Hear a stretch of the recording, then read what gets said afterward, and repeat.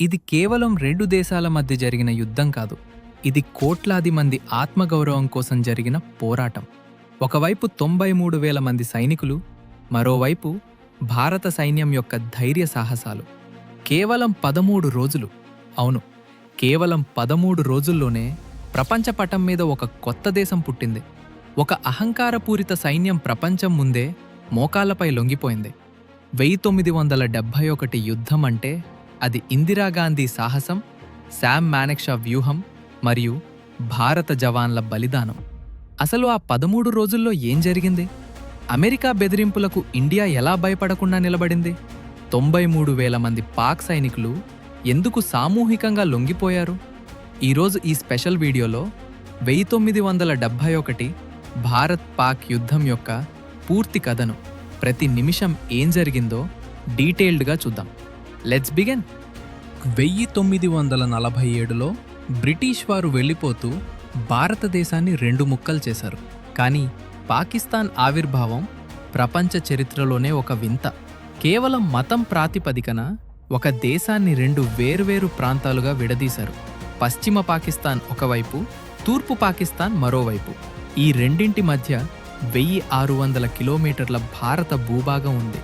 ఒక దేశం నుండి మరో ప్రాంతానికి వెళ్లాలంటే భారత్ మీదుగా వెళ్ళాలి, లేదా సముద్రం చుట్టి రావాలి. ఈ 2 ప్రాంతాల మధ్య మతం తప్ప భాష, సంస్కృతి, ఆహారపు అలవాట్లు ఏవీ కలవవు. ఇది ఒక దేశం కాదు, కేవలం ఒక పొలిటికల్ ఎక్స్పెరిమెంట్. కాలం గడిచే కొద్దీ పశ్చిమ పాకిస్తాన్ పాలకులు తూర్పు బెంగాలీలను తమ బానిసల్లా చూడటం మొదలుపెట్టారు. ఇదే వినాశనానికి మొదటి అడుగు. తూర్పు పాకిస్తాన్లో జనాభా ఎక్కువ, వనరులెక్కువ. పాకిస్తాన్కు వచ్చే విదేశీ మారక ద్రవ్యంలో 70% ఈస్ట్ పాకిస్తాన్ నుంచే వచ్చేది. కానీ ఆ డబ్బును ఖర్చు చేసేది మాత్రం పశ్చిమ పాకిస్తాన్ అభివృద్ధి కోసం. అంతకంటే దారుణమేమిటంటే 1948లో మహమ్మద్ అలీ జిన్నా ఉర్దూ మాత్రమే పాకిస్తాన్ అధికారిక భాష అని ప్రకటించారు. తమ మాతృభాష అయిన బెంగాలీని కాపాడుకోవటానికి విద్యార్థులు రోడ్లపైకి వచ్చారు. 1952లో జరిగిన భాషా ఉద్యమంలో పాక్ సైన్యం విద్యార్థులపై కాల్పులు జరిపింది. అప్పుడే బెంగాలీ ప్రజల్లో ఒక విషయం అర్థమైంది: మనం పాకిస్తానీలము కాదు, కేవలం వారి కాలనీ మాత్రమే అని. అప్పుడే స్వేచ్ఛాకాంక్ష మొదలైంది. 1970లో పాకిస్తాన్ చరిత్రలో మొదటిసారి సాధారణ ఎన్నికలు జరిగాయి. తూర్పు పాకిస్తాన్కు చెందిన షేక్ ముజిబుర్ రెహమాన్ నేతృత్వంలోని అవామీ లీగ్ 169 స్థానాల్లో 167 గెలుచుకుని క్లీన్ స్వీప్ చేసింది. మొత్తం పాకిస్తాన్లో ముజిబుర్ రెహమాన్ ప్రధాని కావాలి. కానీ పశ్చిమ పాకిస్తాన్కు చెందిన జుల్ఫికర్ అలీ భుట్టో మరియు జనరల్ యాహ్యా ఖాన్ దీనికి అంగీకరించలేదు. చర్చల పేరుతో కాలయాపన చేస్తూ సైన్యాన్ని తూర్పు పాకిస్తాన్కు తరలించడం మొదలుపెట్టారు. ప్రజాస్వామ్యబద్ధంగా గెలిచిన నాయకుడికి అధికారం ఇవ్వకుండా అతన్ని అరెస్ట్ చేసి జైల్లో పెట్టారు. ఇది బెంగాలీ ప్రజల ఆత్మగౌరవాన్ని దెబ్బతీసింది. మార్చి 25, 1971 రాత్రి పాకిస్తాన్ సైన్యం చరిత్రలోనే అత్యంత హేయమైన ఆపరేషన్ సర్చ్ లైట్ ప్రారంభించింది. తమ స్వంత ప్రజలపైనే ఫిరంగులు, మెషిన్ గన్లతో దాడి చేశారు. ఢాకా యూనివర్సిటీలో విద్యార్థులను వరుసగా నిలబెట్టి కాల్చి చంపారు. ప్రొఫెసర్లు, మేధావులు, హిందూ మైనారిటీలను వెతికి హతమార్చారు. కేవలం నెలల వ్యవధిలో 3 నుంచి 10 లక్షల మంది ప్రాణాలు కోల్పోయారు. లక్షలాది మంది మహిళలపై అకృత్యాలు జరిగాయి. ఇది యుద్ధం కాదు, ఇది పక్కా ప్రణాళికతో చేసిన నరమేధం. ఈ ఘోరాలను భరించలేక ప్రజలు తమ ఊళ్లను వదిలి ప్రాణాలతో బయటపడాలని ప్రయత్నించారు.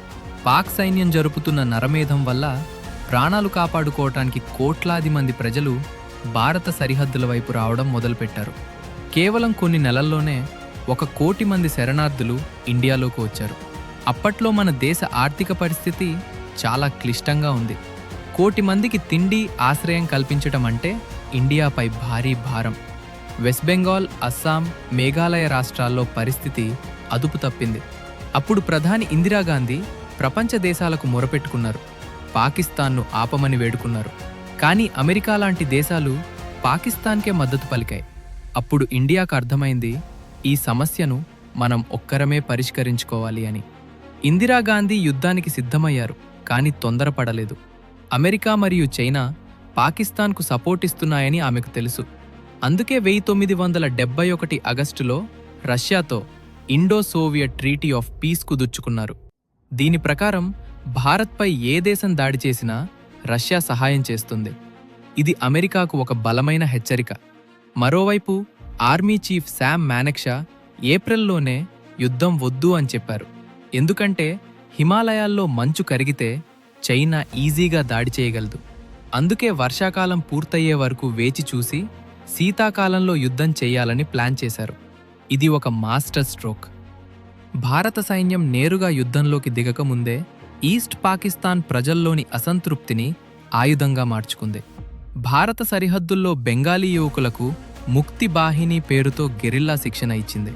వీరు పాక్ సైన్యం యొక్క సప్లై లైన్లను కట్ చేయడం, వంతెనలను కూల్చడం మరియు పాక్ సైనికుల కదలికల సమాచారాన్ని ఇండియాకు అందించేవారు.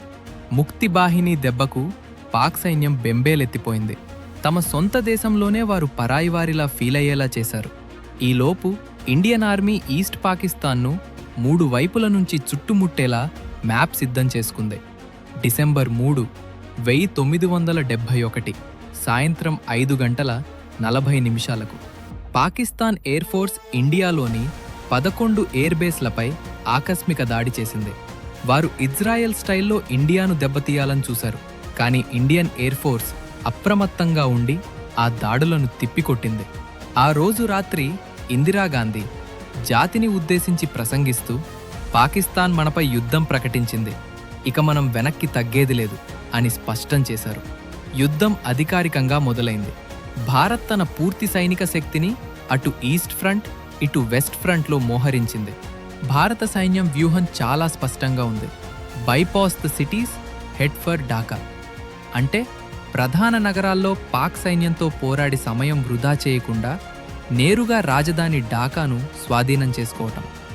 ఇండియన్ ఎయిర్ ఫోర్స్ కేవలం 48 గంటల్లోనే తూర్పు పాకిస్తాన్లో పూర్తి గాలి ఆధిపత్యాన్ని సాధించింది. ఇండియన్ నేవీ ఆపరేషన్ ట్రైడెంట్ ద్వారా కరాచీ నౌకాశ్రయాన్ని తగలబెట్టి పాక్ ఇంధన సరఫరాను ఆపేసింది. 13 రోజుల్లోనే మన సైన్యం ఢాకాను 4 వైపుల నుంచి దిగ్బంధించింది. పాక్ జనరల్ నియాజీకి పారిపోయే దారి కూడా లేకుండా పోయింది. డిసెంబర్ 16, 1971 ఢాకాలోని రేస్ కోర్స్ మైదానంలో చరిత్రలలో ఎన్నడూ జరగని అద్భుతం జరిగింది. పాకిస్తాన్ తూర్పు కమాండర్ జనరల్ నియాజీ తన 93,000 మంది సైనికులతో కలిసి ఇండియన్ ఆర్మీ జనరల్ అరోరా ముందు లొంగిపోయారు. రెండో ప్రపంచ యుద్ధం తర్వాత ప్రపంచంలోనే అతి పెద్ద సైనిక లొంగుబాటు ఇది. పశ్చిమ పాకిస్తాన్ పాలకులు తమ సైన్యాన్ని గాలికొదిలేశారు. నియాజీ తన రివాల్వర్ తీసి టేబుల్పై పెట్టి లొంగుబాటు పత్రంపై సంతకం చేశారు. ఆ క్షణమే బంగ్లాదేశ్ అనే కొత్త దేశం ప్రపంచ పటంలో వెలిసింది.